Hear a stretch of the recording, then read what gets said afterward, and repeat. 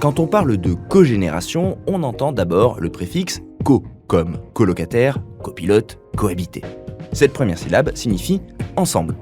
Cogénération, ce serait donc créer ou produire en commun. Dans le secteur de la construction, le mot désigne la production simultanée d'électricité et de chaleur, et ce, grâce à une seule source d'énergie qui alimente une turbine ou un moteur à combustion par exemple. Plus concrètement, qu'est-ce qui se cache derrière le terme cogénération ? Et comment ce concept réinvente-t-il le secteur de la construction ? Je suis Alice. Et moi David, et ensemble, nous décryptons ces nouveaux termes qui renferment bien plus que leur sémantique. Constructing New Worlds par Saint-Gobain. Derrière les mots, des solutions et innovations pour un futur plus durable.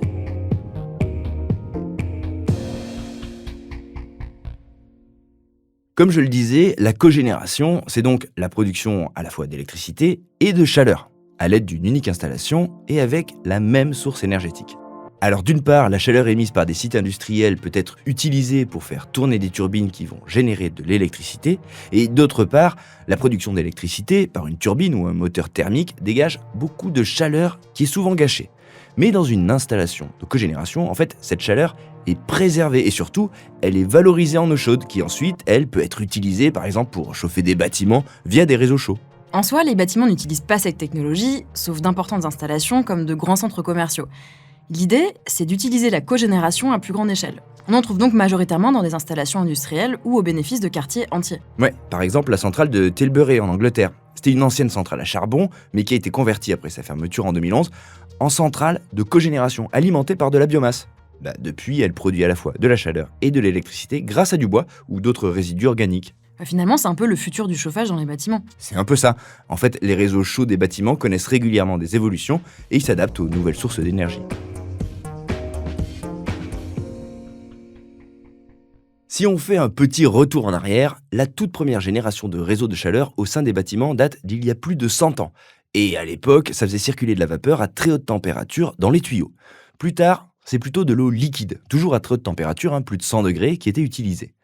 C'est les générations suivantes qui ont permis de baisser les températures de ces réseaux de chaleur, notamment grâce à l'isolation des tuyaux de distribution. C'était important pour limiter l'énergie nécessaire à la production de cette chaleur, car plus l'eau est chaude, plus il faut d'énergie pour la chauffer. En parallèle, la performance énergétique croissante des bâtiments a également participé à limiter de plus en plus cette demande en énergie. Et la cogénération complète tout ça en permettant de bénéficier de plus d'énergie en consommant moins. Ce qui, en théorie, est une bonne chose pour le portefeuille, mais aussi pour l'environnement. Après, c'est quand même pas tout rose. Et malheureusement non. Ces avantages ne sont tangibles que si le bâtiment qui en est doté est très bien isolé et que sa performance énergétique est irréprochable, ce qui n'est évidemment pas le cas de tous les bâtiments. Et puis ils peuvent pas toujours accueillir tous les dispositifs nécessaires. Déjà, les coûts initiaux pour installer le système peuvent être élevés, non seulement pour la centrale, mais aussi pour son intégration dans le réseau existant. Et puis la complexité technique du système peut également être un frein, puisqu'une expertise particulière est nécessaire et un entretien régulier du dispositif aussi, ce qui peut impliquer forcément des coûts supplémentaires. Ouais, et en parlant de coûts importants, il y a aussi l'empreinte carbone qui peut être salée selon le type de ressources utilisées.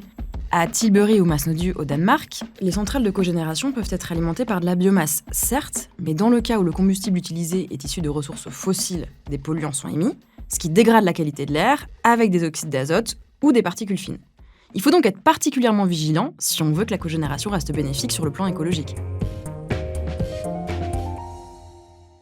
On va pas se mentir, la cogénération c'est pas une technologie qu'on installe partout. Pourtant elle est pleine de promesses sur le long terme. Par exemple, en remplaçant les chaudières à gaz dans les bâtiments par l'eau chaude distribuée par des réseaux de chaleur, en parallèle de travaux de rénovation énergétique, pour atteindre une bonne performance. Ensemble, ces mesures peuvent avoir de grands impacts économiques et environnementaux.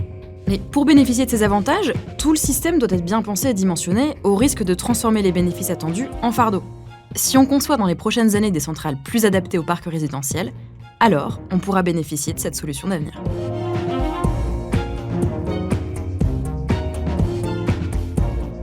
Constructing New Worlds par Saint-Gobain.